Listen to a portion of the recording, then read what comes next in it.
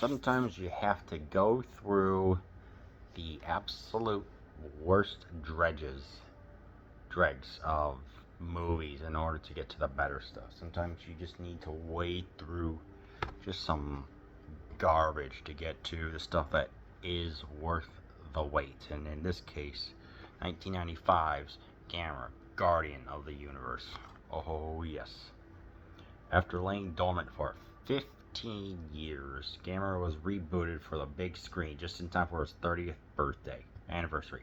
Thanks to director Shusuke Kaneko and Necronomicon, writer Kazunori Ito, Ghost in the Shell, I think the anime by the way, and special effects director Shinji Higuchi, who went on to co-direct Shin Godzilla. That's all I need to say. Now a guardian deity, Gamera tussles with a new incarnation of his old foe, the flying monster Gyaos, first in Fukuoka and then in a spectacular aerial battle over Tokyo. Two young women, a plucky scientist and a teenage girl with a psychic link to Gamera, try and convince the people around them that Gamera is not a threat to humanity, but rather lost hope. So, as you saw in my reviews of just the legendary suckitude, yeah, the true legendary suckitude that was the last movie, Gamera the Brave. It's like, okay, let's have every scene pretty much just be on par with the Heisei 1980s and 1990s Godzilla movies, if not just better. And this is just the first of the three of them, and I'm like, it's been a long while since I've seen this, along with number 2 and 3. So I'm like, yes. Let's look at this art. Let's look at this artwork. Let's have good, compelling characters, please. Well, the best that you can get for a giant monster movie. So it's like, I'm grateful for an era where we can finally watch these uncut. So yeah, I love this movie. I think that in between, like,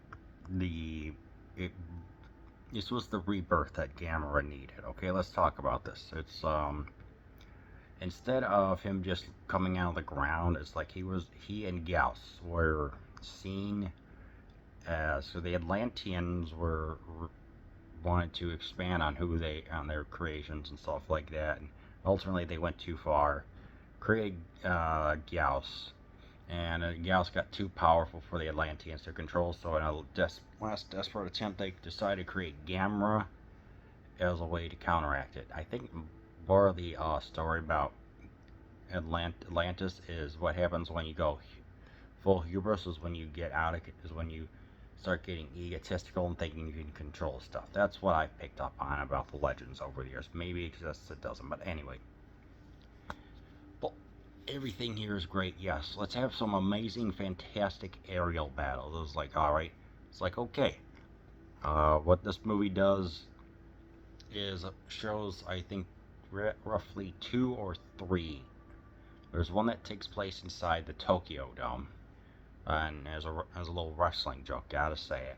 Dave Meltzer, the wrestling equivalent of Roger Ebert, says there's a joke saying he only gives 5 stars if it's either in the past or in the Tokyo Dome.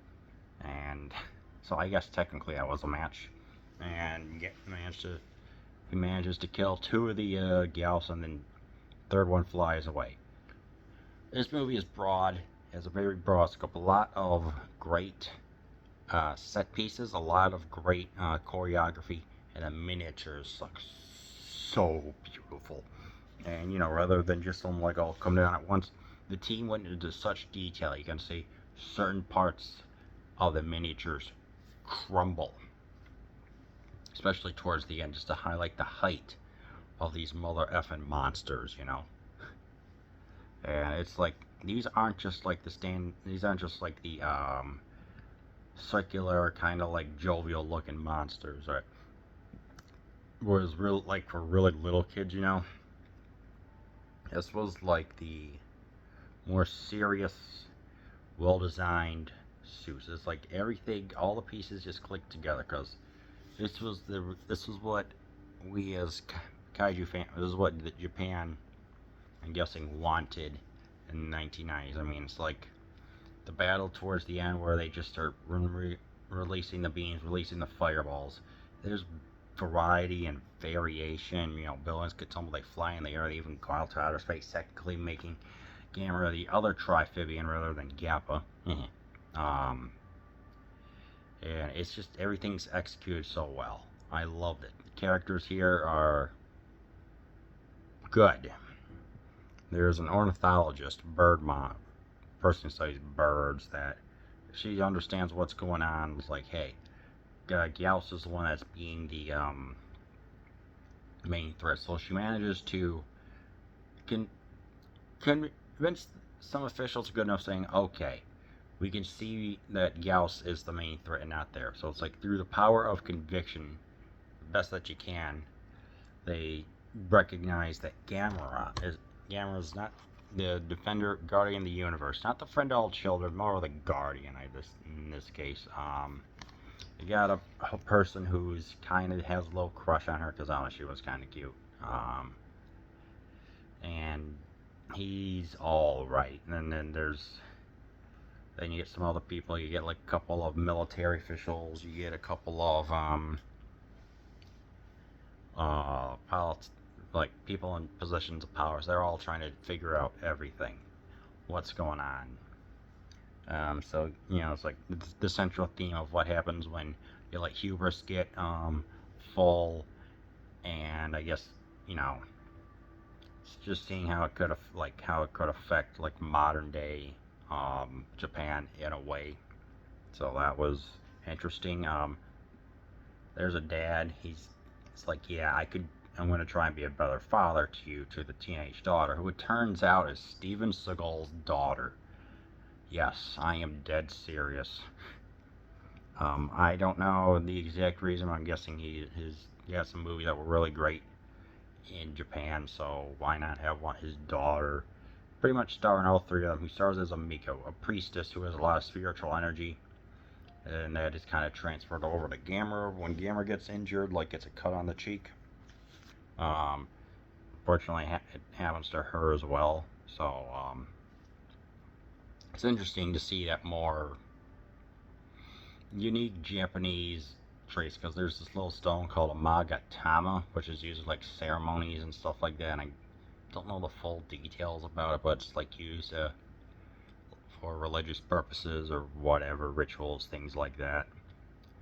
So maybe like was it used to communicate with deities or something like that, I think. Anyway, yeah, this movie is so dang good. It's at the same time, it's like we're going to have ourselves a big splash here, but we're also going to we're truly reinventing everything. We're still going to have some holding from the Showa era with Gyaos, because that's what people know. At the same time, reinvent everything and just be like, hey, there are two more coming, so let's do that. If I had to say anything bad, some of the CGI doesn't hold up. It does look a little off-putting, and it's like, it's 1995. I'm gonna cut it some slack. And Gyaos has some kind of derpy-eyed, googly eyes that, when it's already an intimidating beast compared to the, I don't know, kind of child-friendly one, it was like everything else looked great except for the eyes. So yeah, director Noriaki Yuasa was suggested to direct again, but ultimately went towards another up-and-coming person, which I'm kind of glad he did. And also there was the same screenwriter who was going to do this, but ultimately his script was determined to be children's entertainment. And honestly, after seeing some of the really lousy movies, I'm kind of glad that it got rejected. So ultimately, you know, for a rebirth of Gamera for 1995, you know, with good enough characters and freaking great monster battles, the great set pieces and beautiful miniatures, and outside of some CGI and not that great CGI, Massive return to form from Gamera. If you can find it, it's probably streaming somewhere. Watch Gamera, the Guardian of the Universe.